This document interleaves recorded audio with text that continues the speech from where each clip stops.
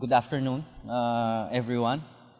I am the course coordinator for Introduction to E-Commerce. So maybe I'll introduce myself first kasi nag-introduce naman kayo lahat.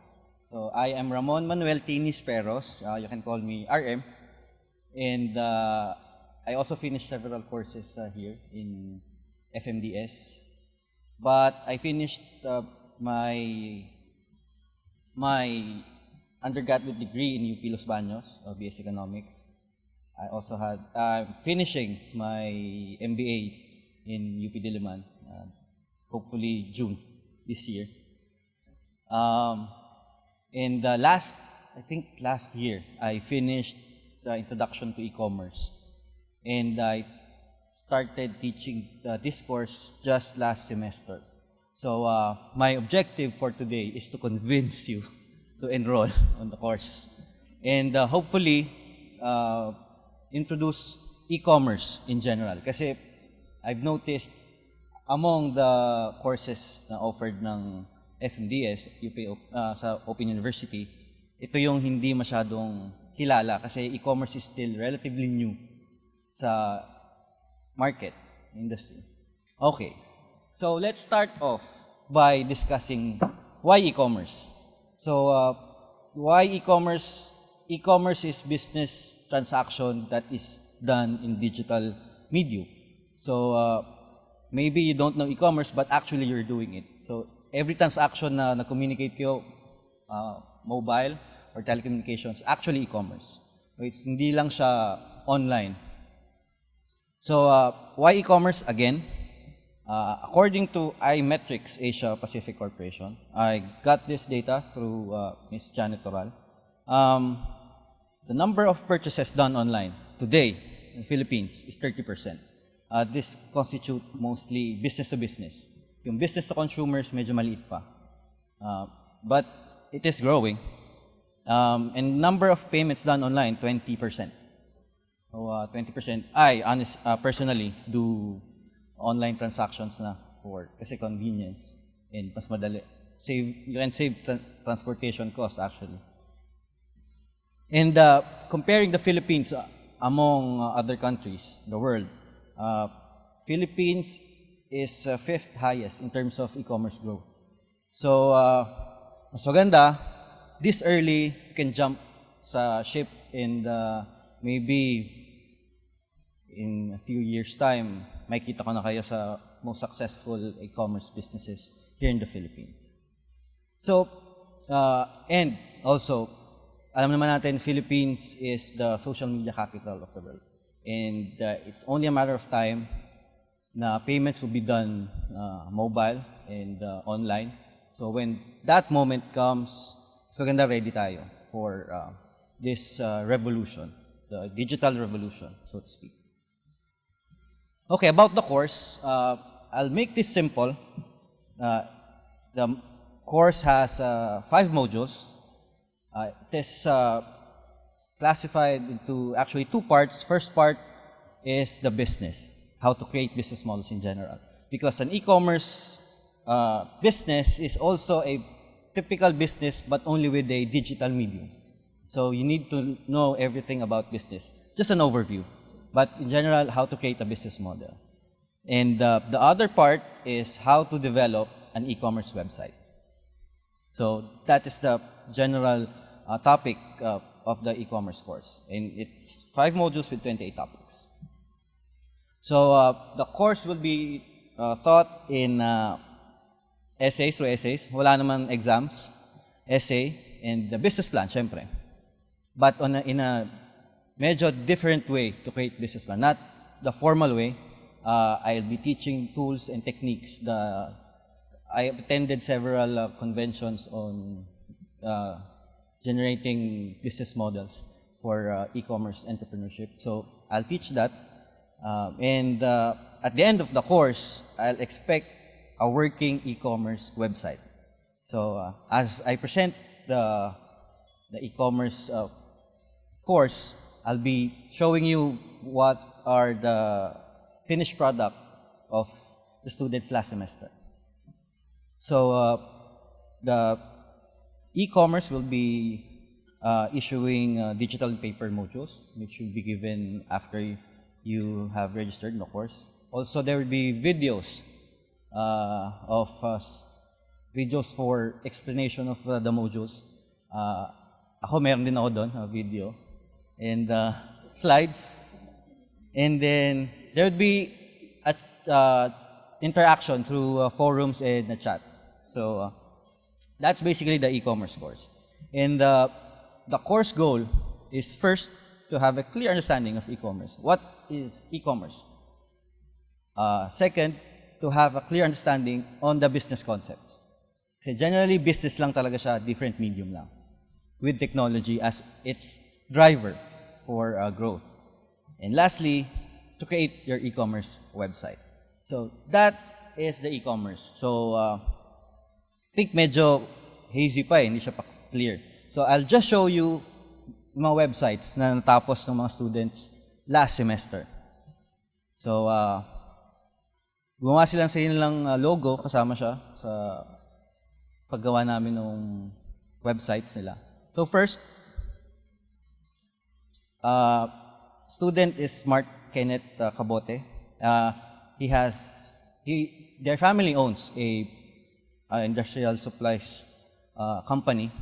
So Mark created a company website with the order forms. So startindustrial.com.ph. So yan yung actual screenshot of the website. So that is one of students last semester. Another is an online grocery store. So siya mismo yung nag-code niyan. Apparently, meron siyang course in coding, programming in college. So created yan from scratch. So wala na akong dyan ginawa. I just given him a hosting service. So, yan yung itsura. Okay? The other one is my student, Mervi, motherandsons.entreplounge.com. Mervi is in Dubai, I think, if not mistaken. And gusto niya magkaroon ng e-commerce store and marami siyang mga extra mga binibili na gusto niya ibenta. And nasa overseas siya, gusto niya magbenta doon sa Filipino community.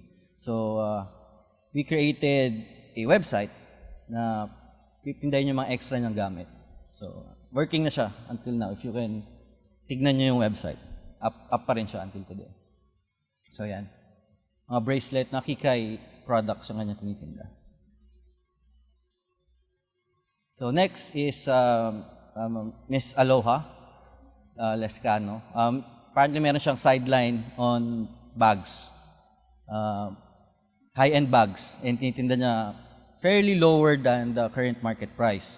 So, gusto niya magkaroon ng medium to sell bags. So, yung screenshot, lady bags, ang tawag sa kanyang business. So, yung mga branded bags.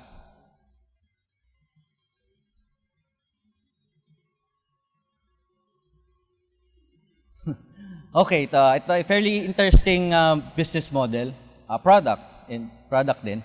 So, dalawang student ko siya last semester and pareho sila nag-register sa e-commerce and meron silang isang project. So, pinabayaan ko na joint project. Ang kanilang project, meron silang events management business.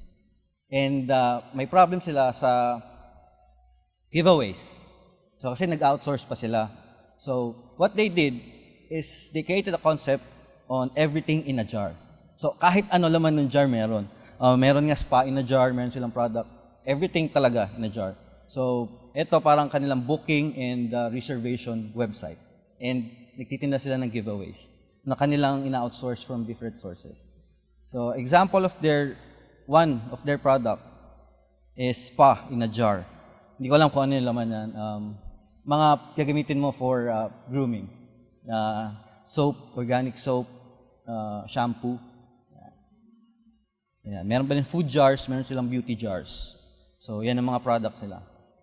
spa in a jar for 399. So, fairly interesting concept. So, another interesting concept na nagawa last semester is from Justin. Nasa UAE siya, and ang gusto niya is to have a digital portal for the Filipino community there. So, and kasi nung bago daw siya doon sa country yun, parang na-homesick siya. So, ang way niya to matanggal yung homesick is to network with Filipinos. And if bago ka doon, wala kang kilala, wala kang way to communicate. Maghahanap ka talaga, maglalakad ka.